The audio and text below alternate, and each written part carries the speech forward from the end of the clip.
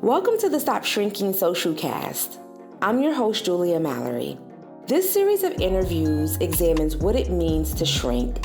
Shrinking isn't just playing it small, but it's any time that we do the opposite of what allows us to honor our truth.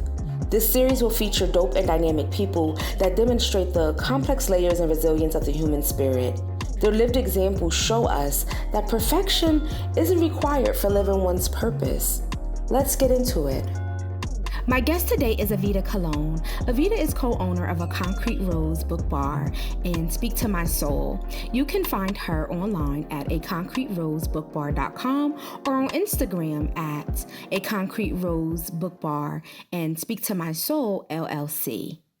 Evita, thank you so much for agreeing to do this interview with the Stop Shrinking Socialcast. It's an absolute honor to have you here. Thank you. Thank you for having me. I'm humbled. Once I heard about it, I had to jump on it. So I'm happy to be here. No, I really appreciate it. So let's just get right into it. Tell me one way that you used to shrink. I've been thinking about this question because I used to shrink in so many different ways that, there were just so many ways that I wasn't living in my truth the way that I wanted to, because I was trying to, I guess, fit the norms of society or make my parents proud or make my community proud. And I wasn't feeling whole. Like I was walking around and I was, everybody's pride, but there wasn't any pride in myself and who I was. So like, there was a time that now I'm married to a woman and I'm at the happiest that I've ever, I feel free. I feel liberated in my relationship. I feel liberated in every step, every walk of life that I'm in right now. And prior to that, I was, I was dating someone. I was about to marry somebody, and I felt like that person was the perfect person for everyone around me, for me, except me, if that makes any sense. So, there got to a point where I said, you know what? I'm not happy. I'm not happy. There are moments of happiness because this is a great person, but I am not happy. I'm not living in my truth. And when I decided that I was going to live in my truth, and I'm like, look, I want to date women, because I never got to explore that because I was always told that was wrong. And there were all I was carrying this guilt and shame in me all this time. I've never been able to be who I am completely. And when I started, when I came out, I felt myself shrinking.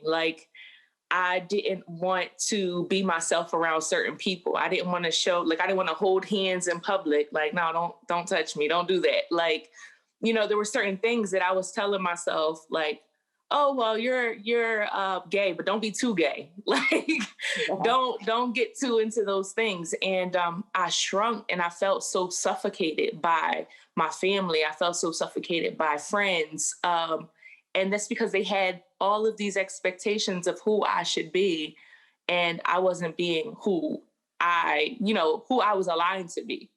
And that was, I had to walk in alignment and say, I know that this is going to work out for me because this is what I'm meant to be. This is who I'm meant to be. And I need to walk into that without fear. So once I started to do that, other things started to align. And yeah, that's one way.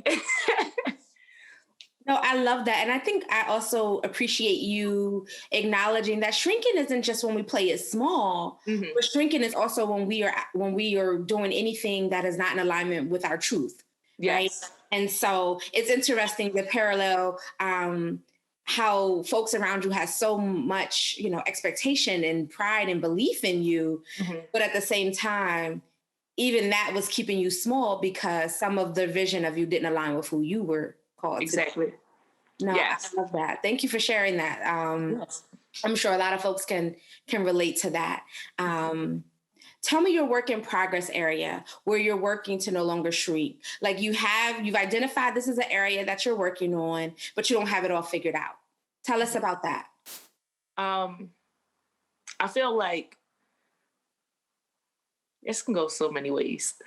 There's so many areas where I can grow in, but I feel like as a Black woman just existing, especially when we are entrepreneurs and we are running our own business and we are our own bosses. I think telling people how we feel and not playing all the stereotypes in our head. It's like, what is the term? I miss the term is escaping me right now, but it is somewhat of that double consciousness where we're thinking about being a certain way to be accepted without really, saying how we feel. We don't want to be looked at as the angry Black woman. We don't want to be looked at as bitter. We don't want to be looked at as a hater or, somebody that, they always say like Black women always got a problem with something. Like, we don't want to be looked at as those things. So like when stuff comes up that hurts us, that makes us feel uncomfortable, we question ourselves. And even if we say those things out loud, it's like what we go back home with, like, was I too hard? Like, was I tripping? Like, just to even ask ourselves that, was I tripping? And I deal with that a lot. Like, I feel like when I say things, it's because of experience. It's because of the things that I see. I'm very proud of my discernment, like how, strong that has grown over the years. But what I see, other people can't. So when other people can't see and I speak on those things, I always question myself, like, should I have said that?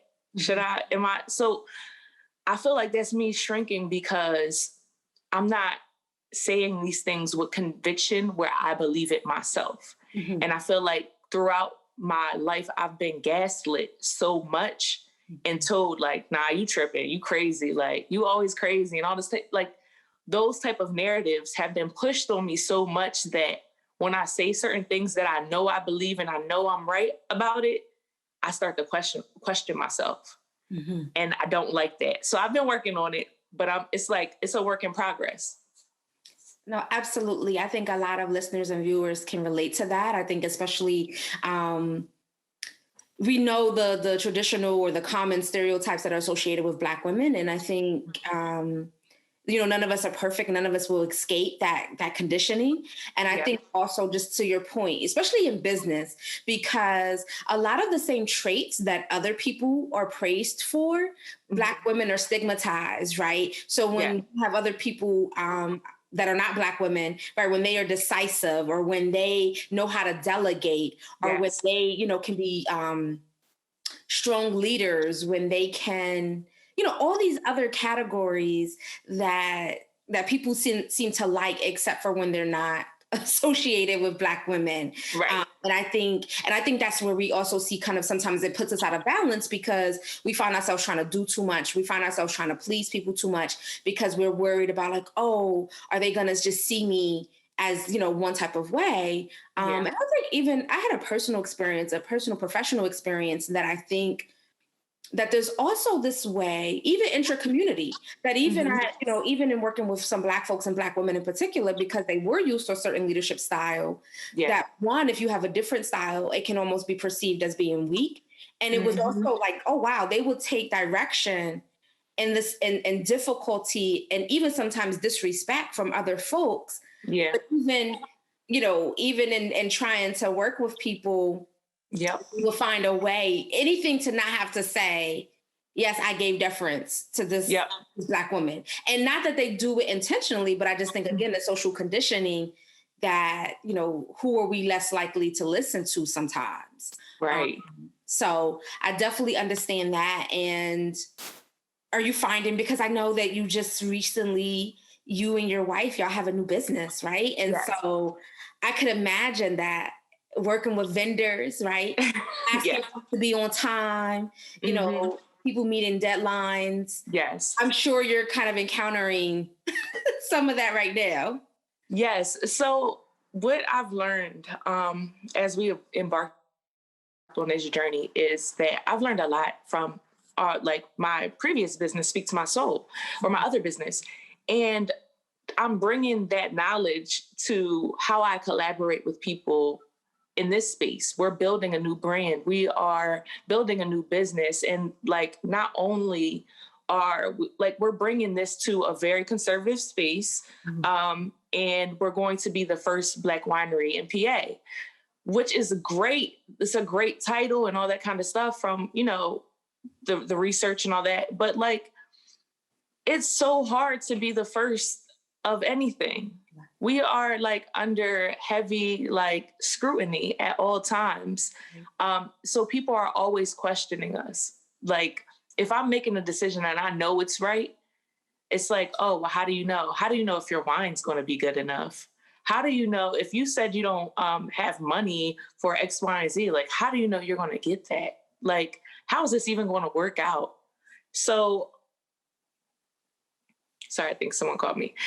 So those type of questions have come up, and we had to like stick together and just like really lean in on like not knowing, but knowing deep down inside. So it's like we sat in meetings and we sat in meetings with like older white men and, you know, just people that aren't a part of our community. And they're like, well, it seems like a cool idea, but like, how do you know that people are really going to support it? And I was like, this is what my community needs. I know what my community needs.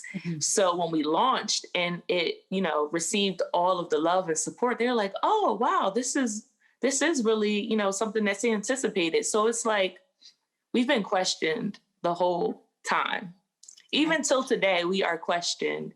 And it took for me not to shrink and for us not to shrink in certain rooms. Like, they were like, oh, well, if you partner with this other non-Black organization and you make your business one, then you'll be successful. And I'm like, no, we're not doing that. Like, I'm not allowing that. And even in our business plan, it says this business has to stay Black owned.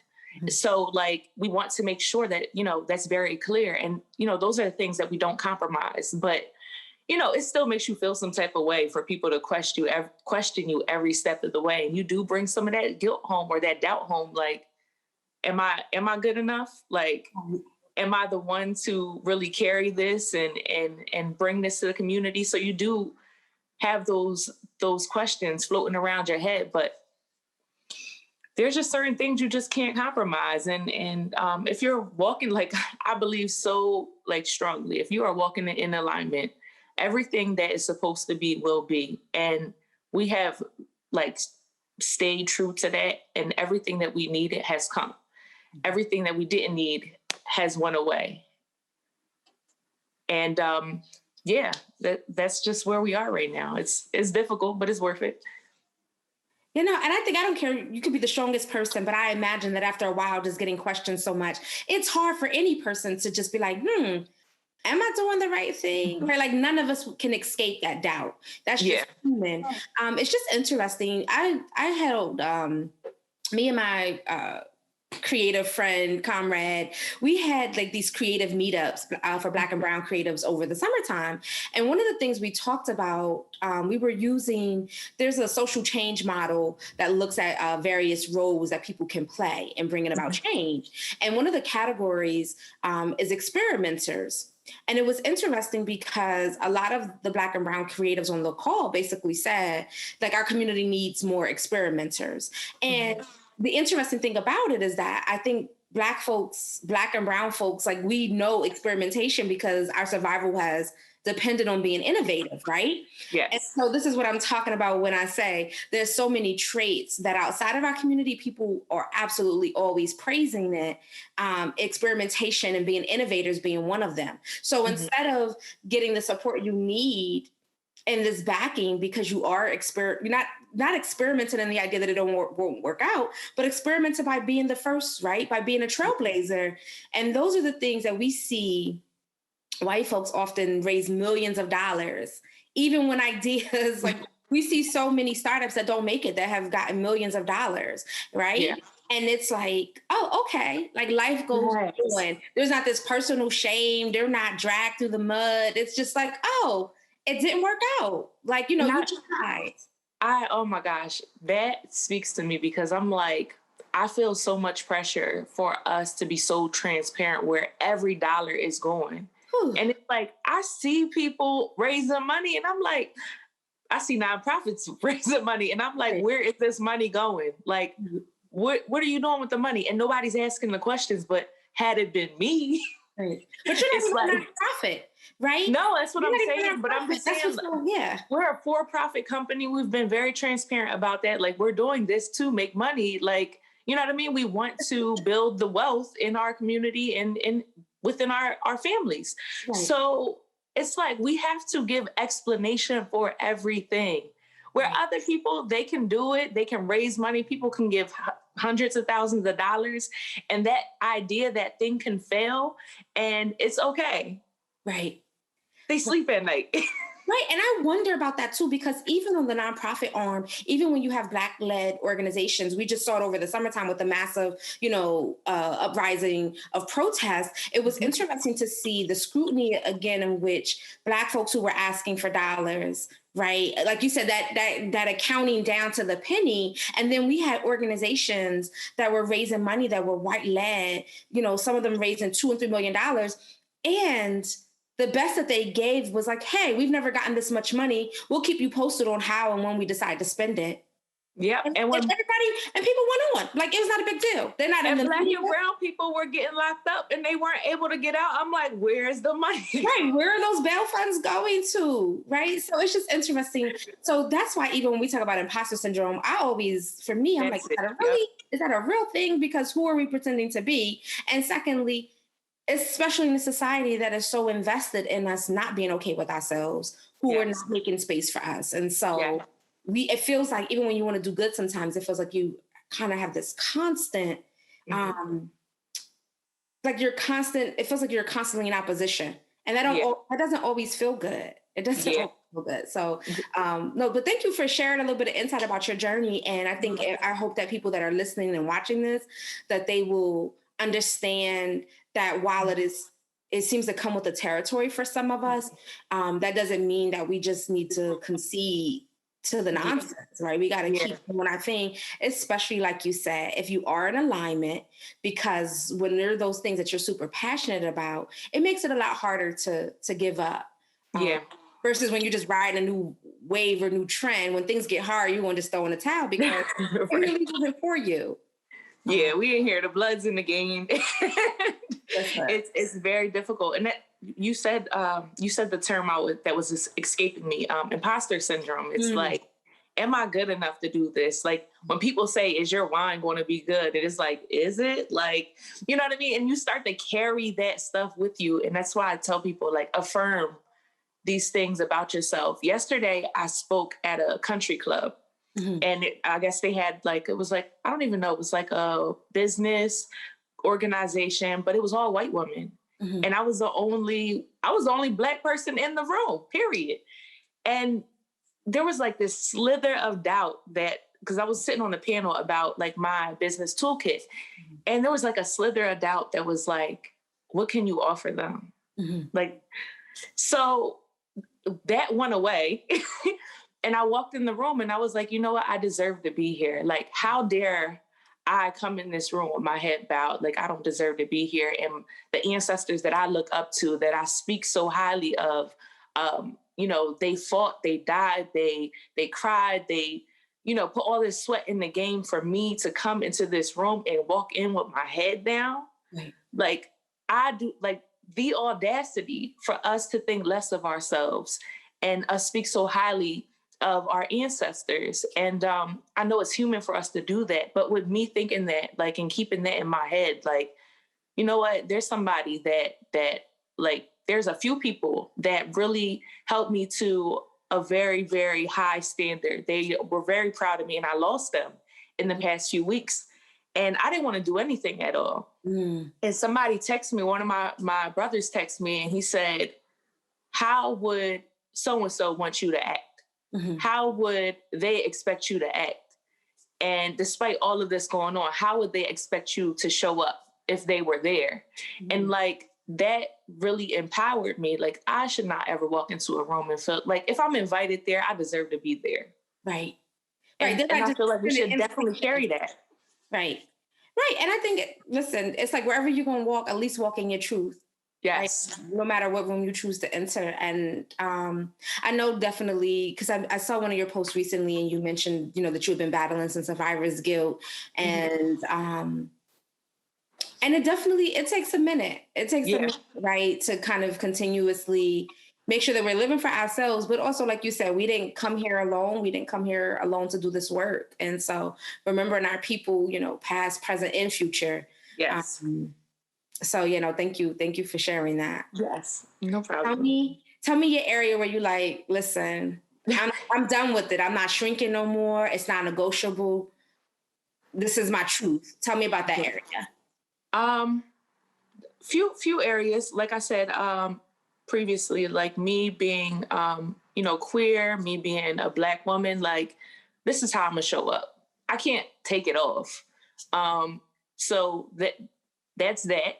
And another way is when it comes to spoken word, that's one place and space and part of me that I'm so confident in. And it's just because I've worked on it. I've done my 10,000 hours and more. Like I've put the time in. I've been all around the world with it. And it took me a long time for me to be like, I did that. It took me a long time. I felt like I always had to play humble. Like, oh, well, it's cool. I did it or whatever. But like, no, I did that. Like I'm one person and I did these things despite everything that people don't see about me or that I went through. So definitely those two areas, just who I am, just being a Black queer woman, and me being this dope poet that I've always wanted to be. I'm very confident in that. No, I love that. And I'm so happy to hear that, that you're unapologetic in obviously your Blackness and your queerness and in your poeticness. Because I think that's something, the shrinking too, when we're trying to find the fine line between, modesty and humility, right? And I think a lot of times, especially again, folks don't really want Black women to just be out and loud about, and even I don't think, again, even if it's not something that they understand that that's what they're doing, it's just a social conditioning that oh, I'm uncomfortable. It's something about that person I can't put my finger on. Yeah. And that always is maybe because you're not supposed to. Right. Maybe you need to be putting your finger on you and why you're uncomfortable, right? Yep. Not projecting that onto other people. So I'm so glad that you were walking in your fullest truth and your fullest light. Is there anything that you wanted to share, that you can get a chance to share, or that you want to leave folks with? Oh, I don't even know. I just love this topic. I posted a status about it. About shrinking, and it went viral. I mean, I don't look at it like that, but I was like, wow, 300 plus Black women shared this status and they felt this way, how I felt. And just to sum it up, the status was just saying too often do we allow people to disrespect us, and we play the bigger person basically. We always have to offer or extend grace to these people after they have wronged us. And I said the next part was I went from you took all of my stuff to I'm coming to get my things. And that day that I wrote that, I was so livid. I was so livid. I wanted to cut somebody out so bad because I did so much for this person. And it just wasn't a good business collaboration. I still supported this person and I let them know that. I said, it's just not going to work out with business, and people don't know that. So I still supported them afterward, and I seen the person in person. And, it seemed like they were supporting me and there was no bad vibes on social media. But when I seen them in person, my wife and I walked up to this person to greet them hey, how you doing? And this person turned their back and kind of blew us off. And I think that's really disrespectful for you to turn your back to someone while they're speaking to you. And I was like, wow, like the audacity, like, and I really was like so mad about it. And I was like, I don't know what I want to say. Like, what am I going to do? And I just carried that. And I was like, you know what I said, I don't have to cuss them out, but I don't have to extend grace. I don't have to continue to support this person when they disrespect me. I don't have to keep being that person for everybody, because people have wronged me and I will still show up for them. And I'll keep showing up, and it kills me inside. Because I'm like, they're not doing that for me. And it's like, they will paint me out to be the villain, all that type of stuff. And it's like, yo, I tried to help you. I tried, and you just weren't where I was at. So I had to leave you there in business, but I still loved you and supported you personally. And you treated me wrong, but I'm not extending grace. So when I have another opportunity, I'm not passing it your way. I'll give it to someone else. And it's okay for me to think like that. It is okay. So like, I wanted to speak on that in person, because it's one thing to see a status, but I wanted people to know the story. No, I can't so angry. When this episode airs, I can't wait to share. I'll have to get the screenshot, or if you can just send it to me, that'd be good. Yeah, definitely. Because I do remember that status that you made, and I definitely saw, I saw the interaction, and I think, oh my God, what you're saying is so spot on. I made a video a couple weeks ago about a similar topic, because I definitely think the expectation that Black women constantly having to extend grace to people who don't fool with us, right? Mm-hmm. Just to prove that we're the bigger person, just to prove that everything that people think about us is not true. Mm-hmm.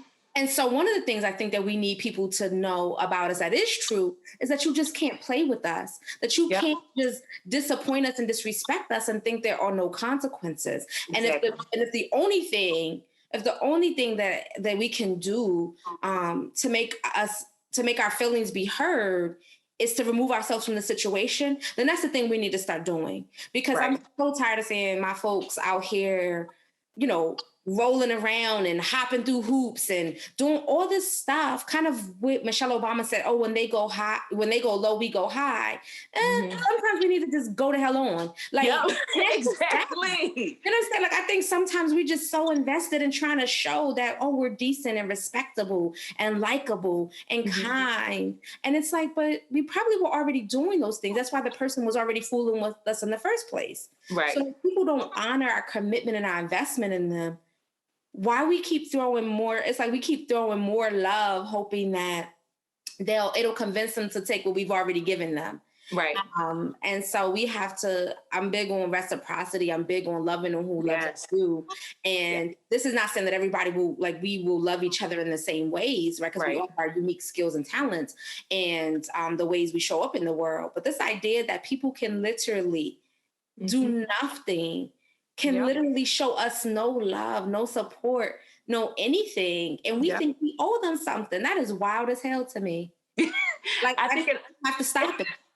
I think it's really hard too, when you are so passionate and dedicated to your community and you feel like, well, it'll look bad for me not to work with this person because it'll just look bad. And it's like, why are we're so dedicated to the perceptions of who, of what other people think of us rather than what we feel inside. And I want our community, and I'm so glad you brought that up, because I also want community to be better about honor when people have established a boundary with someone. Yes. That, hey, your experience with that person might have been different, right? And that's okay.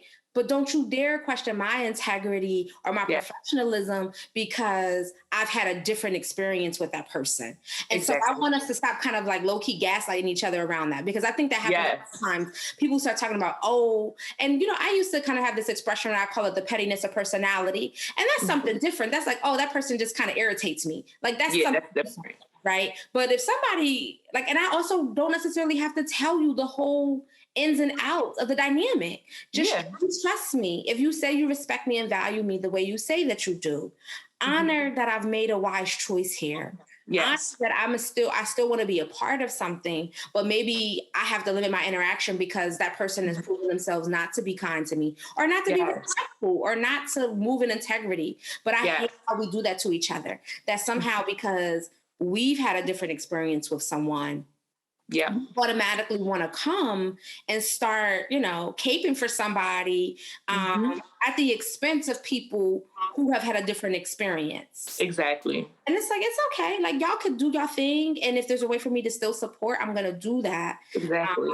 But we got to be careful, because I think that just really sets us up to kind of have, and this is how when things really fall apart and people be like, oh, well, why didn't anybody say anything? Or I never knew. I did. But I tried to, but you wasn't really trying to hear it because you wanted to be the bigger person. You wanted to look like you were more evolved. You wanted to say we could put our differences aside. Yeah. Differences aside is okay, unless they literally are rooted in something that is harmful. Yes. Right? So, and collaboration and supporting one another, it should not come at the expense of ourselves and at the expense of the things that we believe in our boundaries. It should not come at the expense of those things. Right. I absolutely agree. Trying to think, is there anything else? No, I think this has just been a good chat. Thank you so much. It really was. Like, I really enjoyed this. I feel like I got to talk about things that I don't usually get to talk to other people about. It's just, I'm happy. I'm happy we're here. Yeah, likewise. Well, Evita, thank you so much, sis, for doing this. And I wish you continued success and continued transformation and evolution. And I know this is going to be, this is an amazing time for everything that you are involved in. And I can't wait for people to hear about you. Thank you. And likewise, I'm excited. I'm always excited for anything that you do. I've worked with you when I, first kind of started doing in-person events and things like that outside of productions. So, I'm always excited to see the things that you are doing. And I love to see it. I love to see your posts. They uplift me. They empower me. And sometimes those are, the things that actually keep me on social media, because sometimes I want to do away with it. And then I see a post like one of yours and I'm like, you know what, that resonates with me. So just keep being all that you are, Queen. I love it. And I love to see it. And I love what you're doing. Thank you so much, sis. Likewise. And have a blessed week. You too. Thank you. Bye.